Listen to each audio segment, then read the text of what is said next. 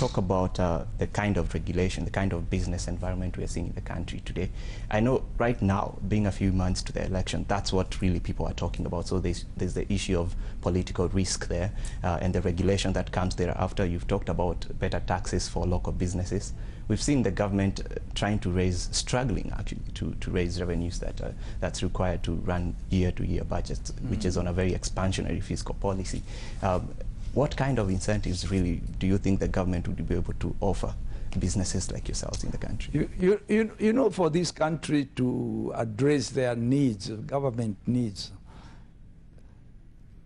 they must focus in growing local industries, in growing quality of farmers so that they can export more. By growing this country as an importing nation, importing materials from Turkey, from Dubai, from India, from China, from everywhere, we are eating into our own economy. We are consuming the energy that we should be putting in creating jobs, in developing products. And I think this is where we need to change the way we do things. And one of them I keep on talking about is totally removing second-hand goods in our market. So we need to educate the people. We need to get them back to the farms. We need to grow cotton. We need to, really, this thing can be done. And we must do it. We have no choice. We need to add value to our land. We don't have to import food in this market.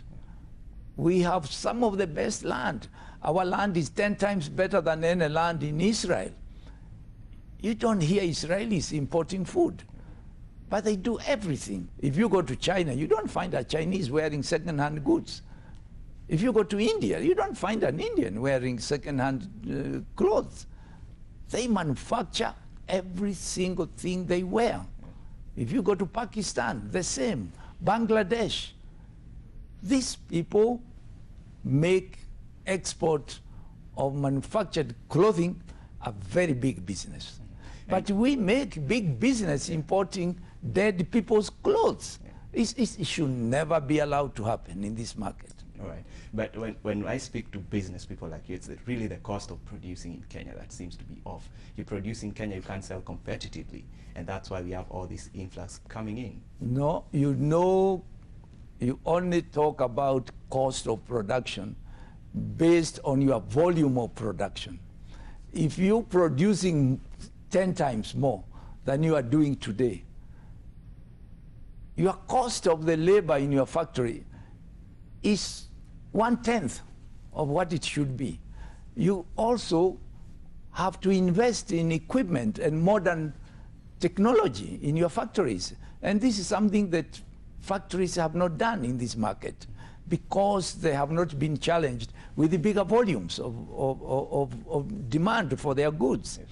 We have an issue today when we send goods to the supermarkets. The supermarkets have found a way to finance themselves using the supplier's credit. You know, you cannot grow unless if you manufacture, you send your goods to the supermarkets, they pay you according to the agreement. I personally appeal to my Minister of Industries. He needs to look at how do you balance all the players in the market. How do we balance the farmer who produces the cotton? How do we make sure he's paid for his cotton on time so that he can grow more cotton?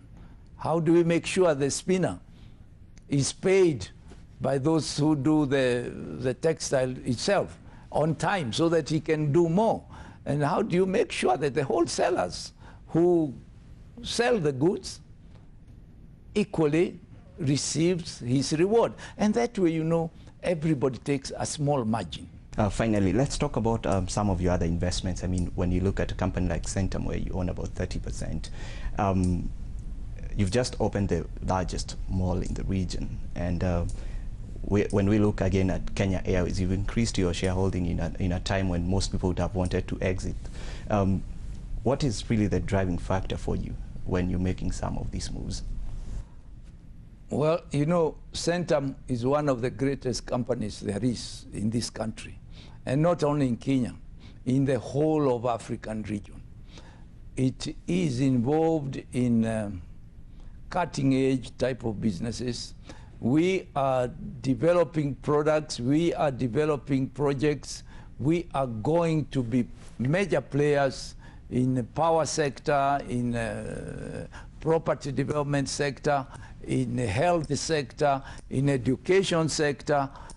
We are going to play a major role in all these sectors that affect and create needs for the people.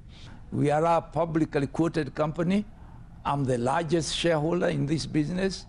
And why am I the largest? Because I've been with this business for a long time. I know it. I believe in it. And I believe it is one of the best places I could invest my money. As for Kenya Airways, I put my pocket change in Kenya Airways to make sure that I support the survival of an airline in this country.